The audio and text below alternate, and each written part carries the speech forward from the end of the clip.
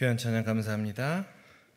이 시간 함께 보실 말씀은 마가복음 3장 7절에서 12절까지 말씀 보도록 하겠습니다. 마가복음 3장 7절에서 12절까지의 말씀을 제가 한 절 읽고 여러분이 한 절 읽고 한 절씩 교독하도록 하겠습니다. 마가복음 3장 7절에서 12절까지 말씀입니다. 예수께서 제자들과 함께 바다로 물러가시니 갈릴리에서 큰 무리가 따르며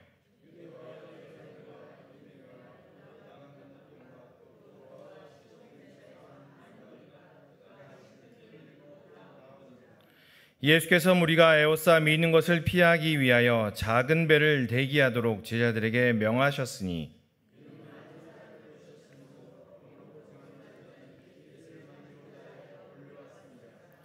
더러운 귀신들도 어느 때든지 예수를 보면 그 앞에 엎드려 부르짖어 이르되 당신은 하나님의 아들이니이다 하니 예수께서 자기를 나타내지 말라고 많이 경고하시니라. 아멘.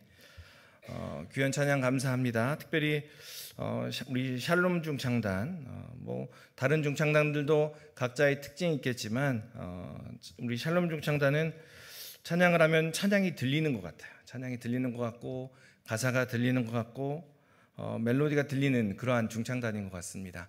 여러분도 그러십니까? 우리 박수로 한번 함께 귀한 찬양 감사합니다. 다른 찬양팀에게는 제가 이런 얘기했다고 하지 마시고요.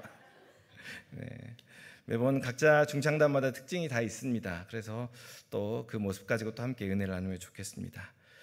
여러분, 예배당에 나오실 때 뭐가 가장 먼저 눈에 들어오셨습니까? 여러분 어떠세요? 예배당에 어느 길로 오시는지, 들어오실 때 뭐가 가장 눈에 보이셨습니까?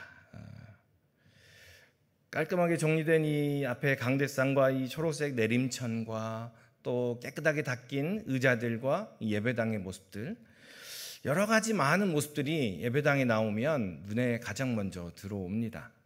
그런데 여러분, 이렇게 정리하는 것이 그냥 막연한 수고일까요? 노동일까요? 영광일까요? 감사의 제목일까? 여러분 생각해 보신 적 있으십니까? 여러분, 우리 오늘 샬롬 전에 일찍같이 평소에는 천천히 나올 텐데 오늘은 일찍 나오셨잖아요. 수고스러우신 건 사실이죠. 그렇죠? 그런데 함께 찬양하면서 그게 더 은혜가 되기도 하고 더 마음이 풍요로워지기도 합니다. 오늘 더우니까 아침에 일찍 예배드려야지 라고 생각하면서 예배 나오신 여러분 어땠습니까? 조금 더 잘까? 라는 생각도 있었겠지만 그 자리를 박차고 일어나서 이렇게 나올 때 또 뭔가 다른 은혜가 있더라라는 거죠. 여전히 물론 수고스럽습니다. 어제 같은 경우도 낮 최고 기온이 31도까지 이제 올라갑니다. 낮 최고 기온이 그렇게 올라가는데 오늘 주방 식사를 담당하는 여전도에서 준비 이렇게 하는 모습을 봤어요. 땀을 뻘뻘 흘리면서. 또 어제 시설 장로님과 관리 집사님께서 여러분 이 계단에 보시면 넘어지지 말라고 이렇게 거친 걸 이렇게 붙이시는 걸 봤어요. 근데 더웠잖아요. 땀을 뻘뻘 흘리면서 그걸 붙이는 모습을 봤습니다. 그런데 여러분, 그 수고가 있지만 그 수고로 인해서 내일 식사하는 이들이 웃으면서 함께 식사하는, 오늘 식사하는 이들이 함께 웃으며 식사하는 그 모습을 본다면 그것이 단순히 그냥 수고에 그칩니다, 수고에 머무릅니다 라고 말할 수 없을 겁니다. 또한 계단에서 안전하게 오르내리는 그 아이들과 우리 교회 식구들을 보면서 내가 흘린 그 땀이 참 귀하구나 라고 아마 여겨지셨을 겁니다. 그것은 수고라기보다는 분명히 영광스러운 것임에는 분명한 것 같습니다. 그런데 종종 사람들은 수고 없이 영광만을 누리려 합니다. 예배당이 왜 이렇게 깨끗할까? 어떤 이들이 수고해서 이렇게 깨끗할까? 어떤 이들이 애써서 이렇게 안전하고 귀하게 빚어질까라는 것을 생각하기보다는 안 된 것만 이렇게 꼬집으세요. 예배당 가시면 종종 이렇게 손가락 이렇게 들어가지고 이렇게 먼지가 있나 이렇게 젓는 분들도 종종 계십니다. 그런데 우리가 수고로움과 더불어서 영광을 함께 보아야 되는 거죠. 요즘 지어진 아파트들 보면 그 커뮤니티 센터라는 것들이 있어요. 운동하고 쉬고 그 모임을 할 수 있는 이런 공간들인데, 사람들이 이렇게 모임 안에서 사람들 만남 속에서 자신의 의미를 찾고 또 서로 관계하고 싶고, 그런데 아파트 속에서 딱 막혀 있으니까 오히려 이런 것들을 만들어 놓습니다. 커뮤니티 센터를 만들어서 거기서 함께 이야기 나누고 거기서 함께 만남을 가지세요. 그런 공간을 일부러 만들어 놓은 거죠. 그런데 그 공간들을 누가 관리하느냐? 직원들이 주로 관리를 합니다. 그 안에서 스스로 관리하기보다는 직원들이 관리하고, 그렇다 보니까 그 공간에 대한 애착이라든가 그 공간에 대한 관심이 훨씬 떨어지는 거죠. 그 커뮤니티라는 본래의 의미는 여전히 없는 겁니다. 그런데 그것을 넘어서는 모습이 우리 교회에 있는 거죠. 구역 모임을 예로 들면 구역장이 먼저 나와서 성경책도 들고 가고 준비를 여러 가지를 합니다. 구역장님들이 금요일 날 오전에 보면 일찍 오셔서 성경책을 이만큼 저 뒤에 있는 걸 들고 가세요. 구역 예배 드린다고. 일찍 오셔서 다과도 준비하시고 여러 가지 모양으로 준비하는 모습들을 봅니다. 또 오늘 예배 드리기 전에도 우리 예배부장 장로님께서는 일찍 나오셔서 예배당의 모습이 어떠한지 먼저 나와서 살피는 그러한 수고가 있었잖아요. 이러한 수고와 헌신이 있었기 때문에 비로소 우리 교회가 참된 공동체로서의 의미를 갖게 되더라라는 겁니다. 그냥 사람들을 사서 직원들을 써서 뭔가를 만들어내기보다는 우리 안에서 함께 이 공간을 만들어가니 이 공간이 소중하게 되고 서로 관심을 갖게 되더라라는 거죠. 사람들이 모이는데 다 이유와 목적이 있습니다. 우리 샬롬 중창단 오늘 질문을 여러 개를 합니다. 계속 이야기합니다. 모이는 이유가 있어요. 자, 우리끼리 찬양하자. 찬양하는 것이 즐겁고 기쁘고 감사하니 또 여러 가지 모양으로 또 우리 중창단뿐만이 아니고 사람들이 모이는 데는 다 이유와 목적이 있습니다. 친밀감을 쌓기 위해서 모이기도 하고 정보를 얻기 위해서 모이기도 합니다. 또 나의 존재감을 확인하기 위해서 그 모임에 나아가기도 하죠. 여러분들은 오늘 왜 이렇게 함께 예배당에 나오셨습니까? 예배드리러 나왔지요. 예배드리면서 내 존재가 어떠한 존재인지, 예배드리면서 하나님 말씀을 통해서 내가 위로받고 하나님의 말씀을 통해서 회복하기 위해서 나왔지요 라고 말씀하실 것입니다. 오늘 모임 가운데, 오늘 예배 가운데 바라기는 그러한 위로와 하나님의 은혜가 우리 믿음의 식구들 가운데 가득하시기를 소망합니다. 그냥 왔습니다. 내가 앉은 의자를 따뜻하게 데피기 위해서 왔습니다가 아니고요. 안 나오면 그냥 마음이 찝찝하니까 왔습니다 아니고요. 이 예배를 드리면서 하나님을 기억하고 이 예배를 드리면서 하나님의 은혜가 흘러 넘쳐서 나에게까지, 우리의 모든 함께하는 식구들에게까지 있기 원해서 이렇게 나왔습니다라는 고백이 함께 하시기를 소망합니다.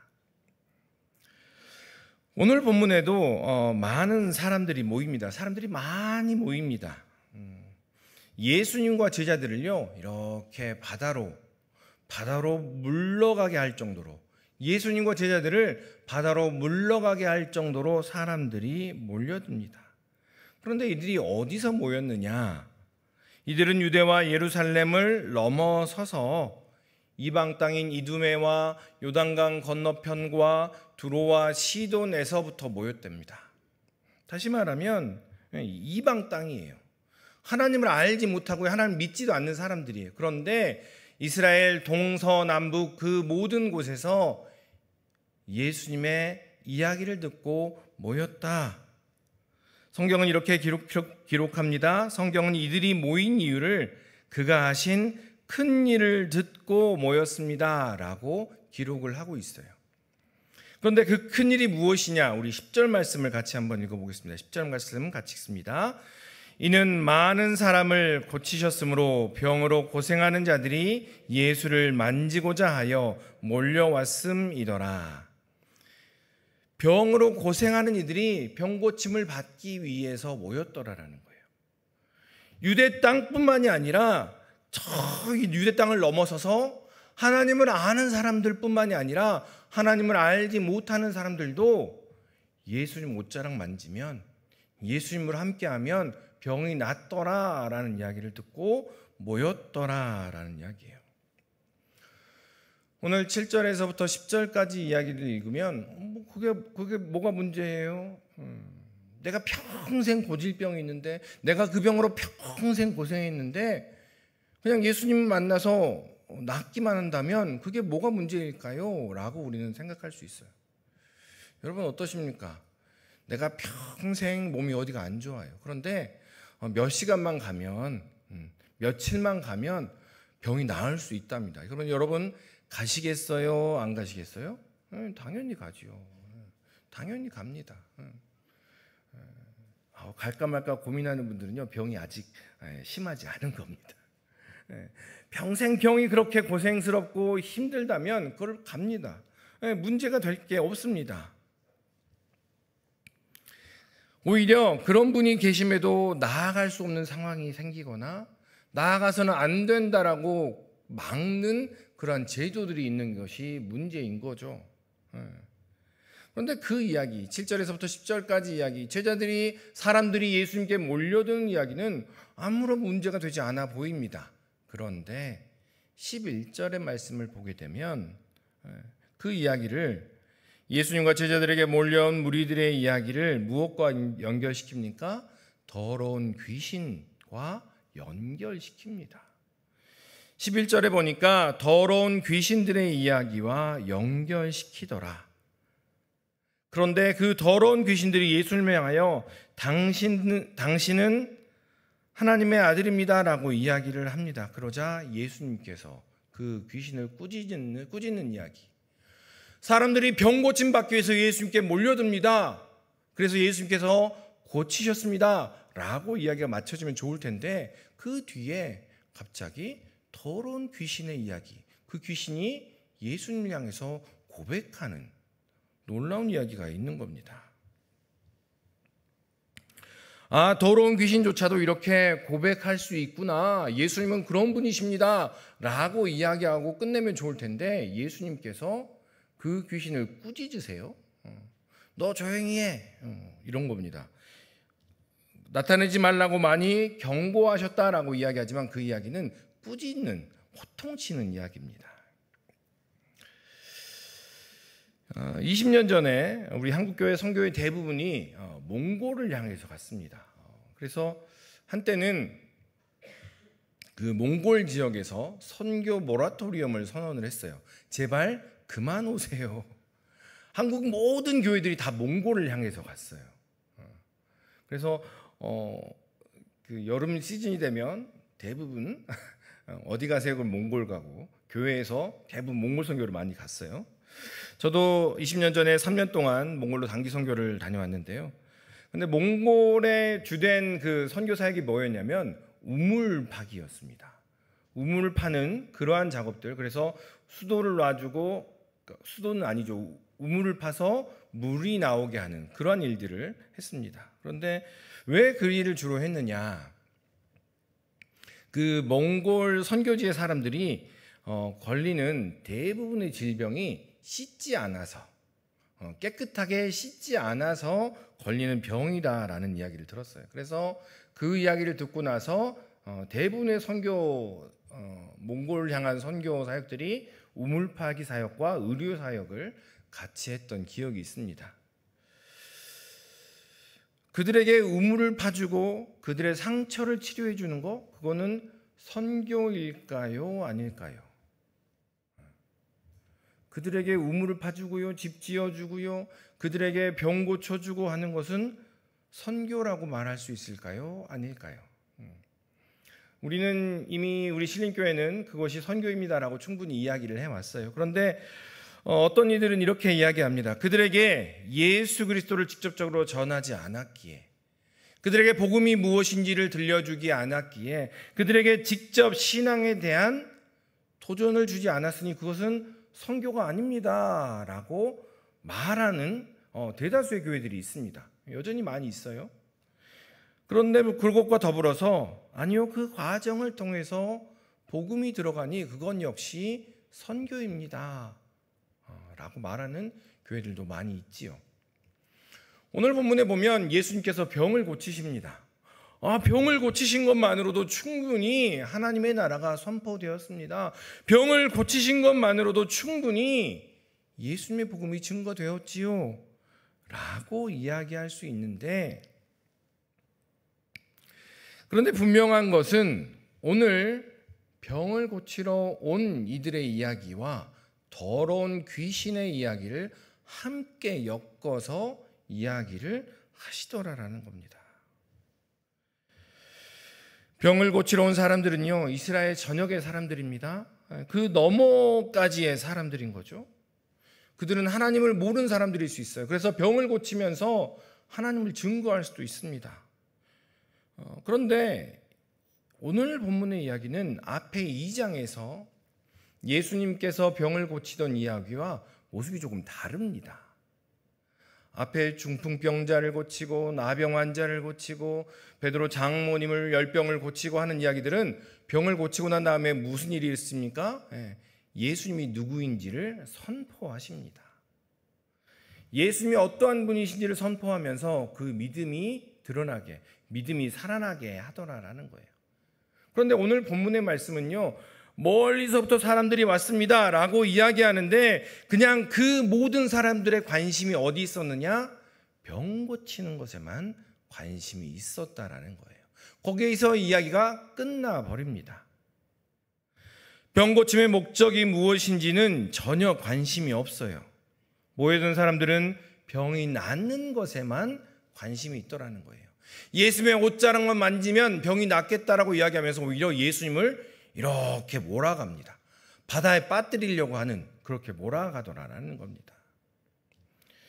여러분, 사람들이 몰려든다고 해서 예수님이 뒤로 물러났을까요? 예수님은요, 예수님을 향하여 돌을 들고 죽이려고 하는 이들을 사이를 자연스럽게 걸어가며 권위를 드러내는 분이 바로 예수님이십니다. 그런데 예수님을 향해서 병 고치면만 집중한 사람들이 몰려오자 오히려 예수님께서 뒤로 물러가 버리시더라라는 이야기입니다. 예수님의 가르치심과 전하심, 하나님의 나라에는 전혀 관심이 없고 오직 예수님을 통한 병 낫는 거, 예수님을 통해서 내 육신이 온전케 되는 것에만 관심이 있더라라는 이야기예요. 그런데 이것이 예수님을 뒤로 물러가게 하더라라는 이야기입니다. 그런데 이것이 예수님을 애워싸 밀었다라고 표현하고 예수님을 위협했다라고 표현해요. 성경을 이렇게 보면요, 예수님을 향하여 돌을 들어 치려 했다는 것이 예수님을 위협하지 못합니다. 예수님을 잡아 죽이려고 했다는 것, 그것이 예수님을 위협하지는 못합니다. 그런데 오히려 예수님의 모든 것을 뒤로 한 채 그냥 병 고침만 예수님을 향하여 추종하는 그 사람들이 오히려 예수님을 물러가게 하고 예수님을 오히려 피하게 했더라라는 이야기입니다. 그저 병만 낫게 구하는 것이 바로 그와 연결된 더러운 귀신이 행하는 것과 같더라라는 겁니다.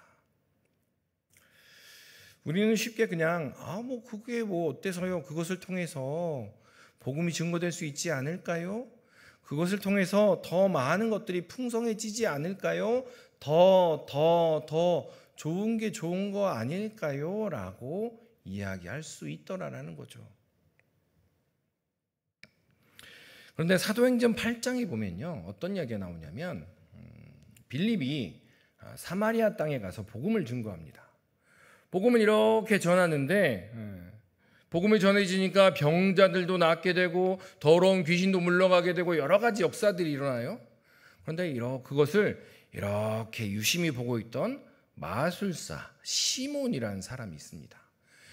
시몬도 역시나 예수님을 믿고 복음을 듣고 예수님을 믿기 시작을 했어요. 그런데 본인에게는 그런 능력이 안 나타나는 거예요. 그런데 그 능력이 너무나 갖고 싶은 거죠. 그래서 빌립과 베드로에게 뭐라고 이야기하냐면 제가 돈을 드릴 테니까 저에게도 그 권능이 좀 나타나게 해주세요 라고 이야기합니다. 어찌 보면 열정적이잖아요.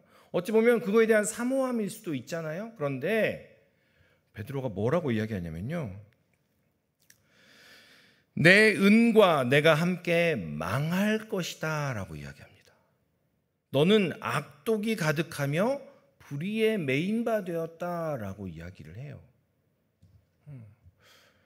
그냥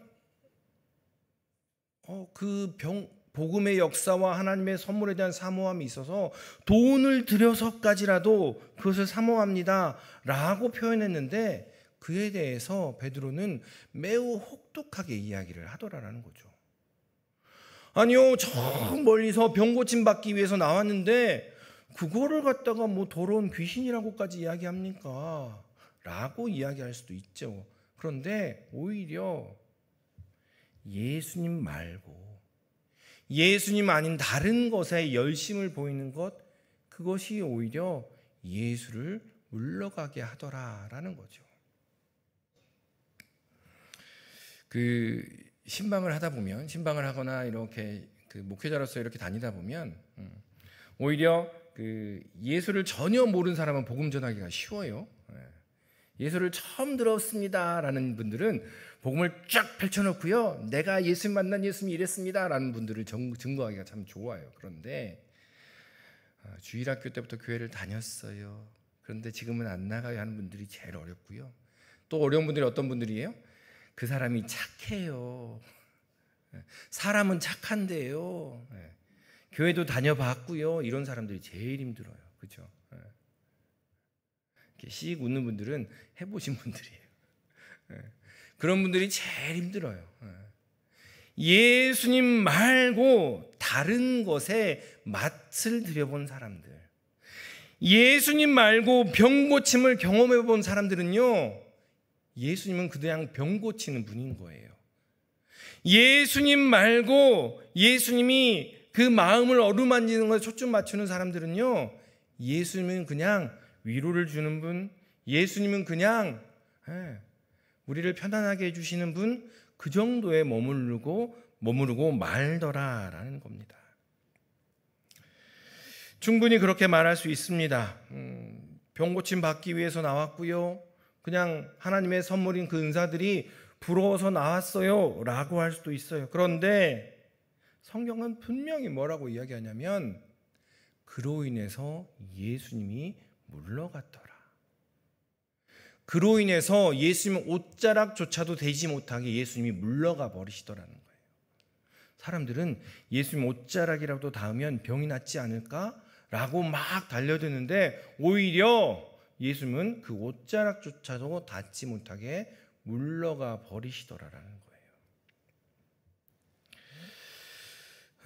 분명한 것은 사실은 우리의 수고함이 우리 공동체를 살리는 것은 확실합니다. 우리의 수고함이. 그런데 생각해 보아야 할 것입니다.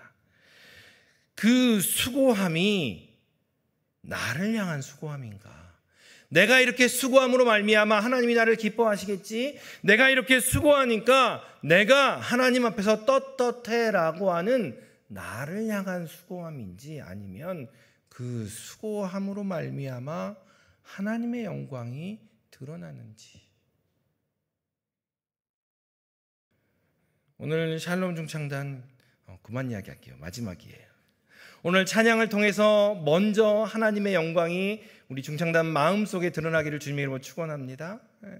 그 가사가 흘러넘쳐서 이 예배당 안에 있는 우리 모두에게도 하나님의 영광을 보는 그러한 은혜가 있기를 소망합니다.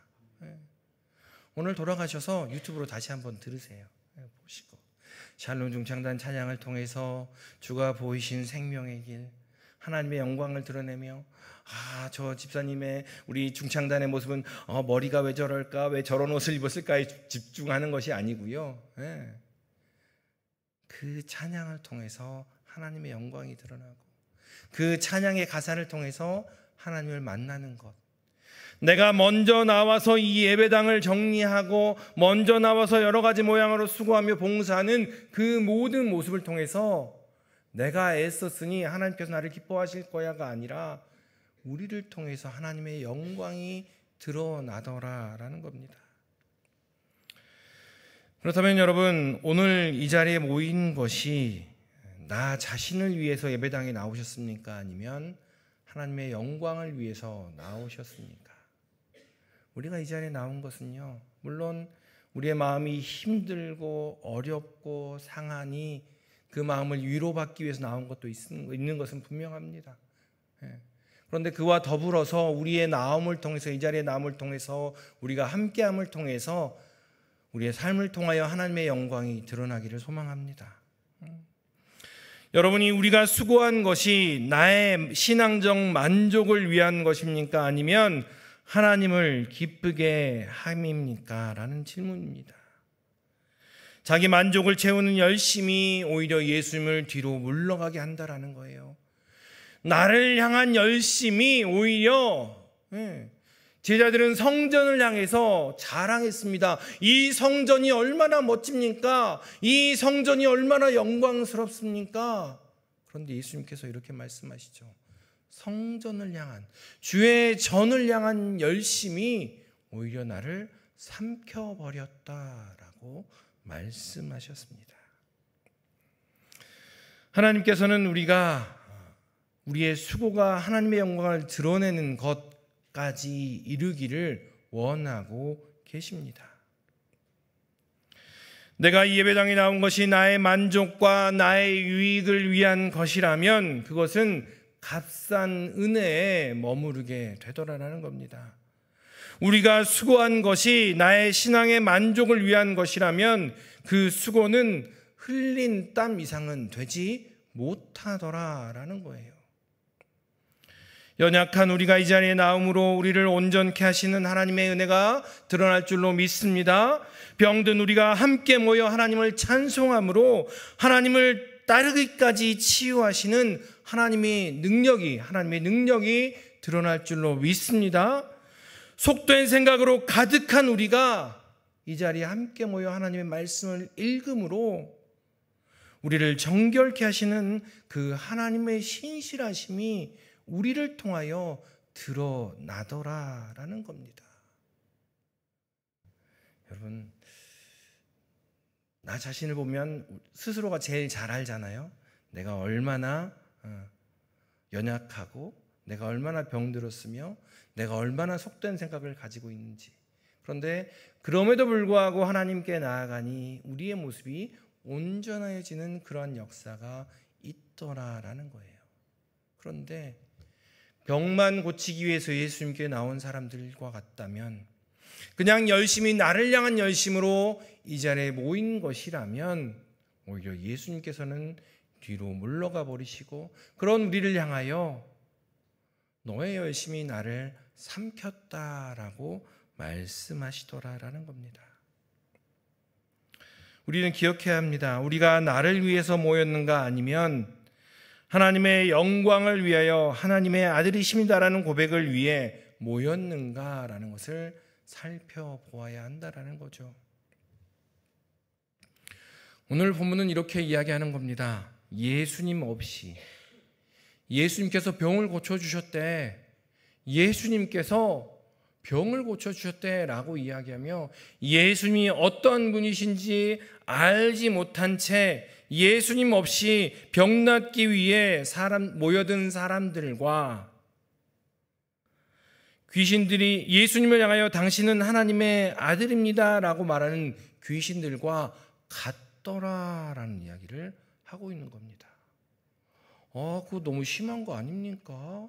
라고 말할 수 있습니다. 그런데 오늘 본문은 그렇게 이야기하더라는 거예요.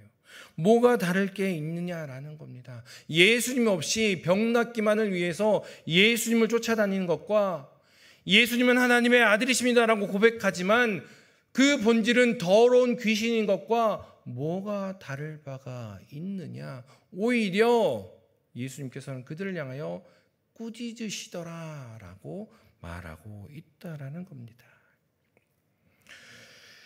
이런 말씀을 드리면 꼭 이렇게 말씀하시는 분이 계세요. 어떻게 말씀을 하시냐면, 그렇다면 제가 그 뜻을 알기까지 잠깐 쉬도록 하겠습니다. 그 뜻을 알기까지 사역을 잠깐, 그 수고를 잠깐 내려놓겠습니다. 그분들에게 이런 얘기를 해드리고 싶어요. 다윗이 성전을 짓습니다. 다윗이 성전을 이렇게 짓는데 하나님께서 다윗에게 성전을 짓는 걸 허락하지 않으시잖아요. 다윗의 손에 피가 많이 묻어 있어서 전쟁을 너무 많이 하여서 다윗에게 허락하지 않습니다. 그래서 솔로몬에게 허락을 하십니다. 그래서 다윗은 궁리를 합니다. 어떻게 할까? 그래서 그 모든 성전을 짓는 자재들을 다 모아 놓아야지, 미리 준비해 놔야지 라고 이야기를 하지요. 그래서 다윗이 제일 먼저 무엇을 하냐면 자신의 모든 것들을 털어서 성전 준비해 드립니다. 그리고 난 다음에 그 유대 사회에 있어서 지도자들과 또한 영향력 있는 사람들, 부유한 사람들에게 권면합니다. 당신들 물질 내놓으세요. 성전을 지으니 당신들이 물질을 내놓고 성전을 지읍시다 라고 이야기하니까 그들이 또 기꺼이 합니다. 그런데 그 모습을 본 그 소위 영향력 있는 사람들, 부유한 사람들 말고 평민들이 이야기합니다. 우리도 참여할게요. 하나님의 성전을 짓는데 우리도 참여하겠습니다. 우리도 함께 하겠습니다. 우리도 시간을 내어서, 물질을 내어서 그 성전 짓는데 참여할게요. 그것이 바로 가장 먼저 지어진 솔로몬 성전입니다. 사람들이요, 그냥 내가 있는 거 하나라도 들여서, 내가 가진 거 그렇게 크고 화려하진 않지만 하나하나 들여서 함께 할게요 라고 지어진 것이 바로 솔로몬 성전이더라는 거죠. 여러분의 삶을 하나님이 기뻐하시는 거룩한 산제사로 드리고 싶으십니까? 왜 내 삶은 여전히 그냥 허덕허덕 되고만 있을까? 왜 내 삶은 하나님과 함께 기뻐하며 즐거워하며 그 풍요롭다는 그것을 온전히 누리지 못하고 있을까? 우리가 하는 수고와 봉사로 하나님의 이름과 영광을 드러내고 싶으십니까? 애써서 봉사하고 났더니 여전히 내 마음 가운데 나만 수고하는 것 같아, 나만 애쓰는 것 같아 라는 마음이 먼저 드십니까? 그렇다면 우리가 힘들이지 않고 할 수 있는 그 수고와 봉사 말고요, 조금 더 수고할 수 있는, 조금 더 애써야만이 할 수 있는 그러한 수고와 봉사까지도 해보시기를 소망합니다. 여름이 되었어요. 단기 선교를 나가요. 그거는 그냥 시간 여유나 있는 사람들이 가는 거지. 아니요. 시간을 조정해 보는 거죠. 물질을 저축해서 선교 계를 들든지 해가지고 가보는 겁니다. 네. 여러 가지 모양으로 조정해서 함께 참여해 보는 거죠. 그렇게 해서 어떠한 하나님의 은혜가 있는지를 살펴보자라는 겁니다. 그냥 아무런 수고하지 않아도, 아무런 애쓰지 않아도 그냥 할 수 있을 정도만 하는 거, 그때는요 고만고만한 은혜가 있고요. 내가 함께 봉헌위원으로 섬기겠습니다. 내가 함께 그래요, 시간 조정해서 여러 가지 모양으로 애써 보겠습니다. 함께 참여하겠습니다 할 때는요, 그에 합당한 하나님의 은혜가 있더라라는 겁니다. 바로 그때 우리의 마음이 하나님만으로 만족하는지, 아니면 하나님께서 주시는 것들에 그냥 주저앉은 채로 그냥 자족한다라는 표현으로 가면을 쓴 채 앉아 있는지를 알게 되더라라는 거죠.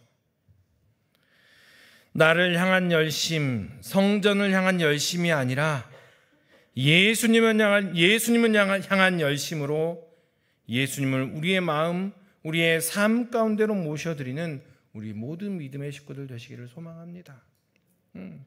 기적이 나타나면 좋겠습니다.